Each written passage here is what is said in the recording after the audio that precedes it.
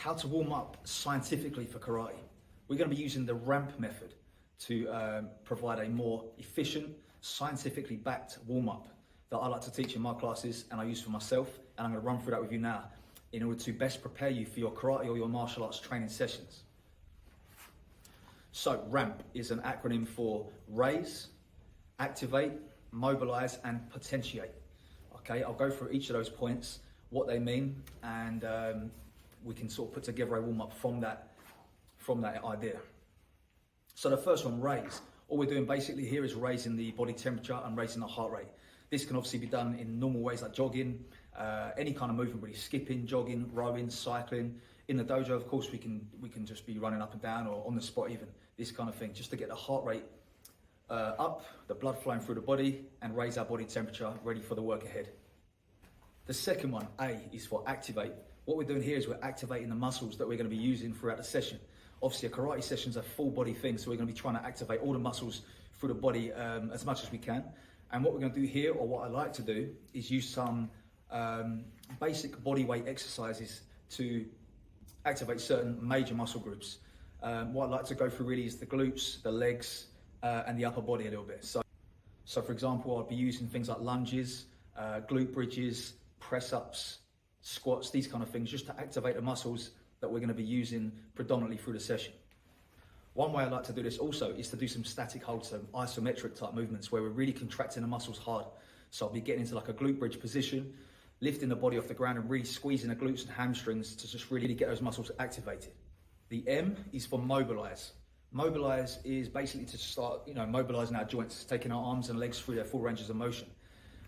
I have many videos on this channel where I'm doing various different mobility exercises. So we could be doing things like arm swings, hip rotations, swing the legs, dynamic type stretching movements. More so than static, to be honest. We want to be doing some mobilizing dynamic type stretches. Static stretching prior to training has been shown scientifically to actually reduce power output. So we want to be doing things more like dynamically, taking the legs through the range of motion and trying to increase that range of motion through movement rather than statically. Static stretching is probably best left for after the session when we can then focus on increasing that flexibility after the work is done. The final one, P, is for potentiate. So potentiate is to basically kind of spark the nervous system, get the nervous system and everything firing hard, ready for the work ahead.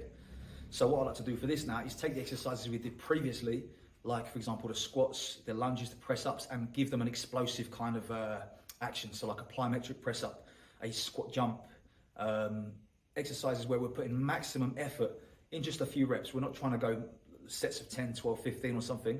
We don't want to be fatiguing the muscles. We're just priming the body for the session ahead. I could also do in this section things like sprints, jumping split squats, tuck jumps, plyometric press-ups, all these kind of things. If we've got equipment, bands and stuff, we can be rapidly rotating against resistance, medicine ball throws, medicine ball rotations, these kind of things, kettlebell cleans, if you've got the kind of equipment in your dojo. Anything that's going to really use a lot of effort for a few reps just to get the body firing, okay? Because obviously we've come from a resting state before the session and now we want to be ramping our body up, as the name suggests, ready for the work of the class ahead. So hopefully you can now put together a more scientifically backed warm-up session that's going to improve your performance throughout the class afterwards or your training session, and try and put your own warm-up together. If you have any questions, drop them in the comments below and I'll get to them as much as I can. If you are interested in our online training community with myself, Nat Hearn and Trevor Hannan, there's a 7-day free trial. So if you want to check that out, you can try it for free. It's in the description of this video. So hopefully see you over there. Otherwise, I'll see you next time.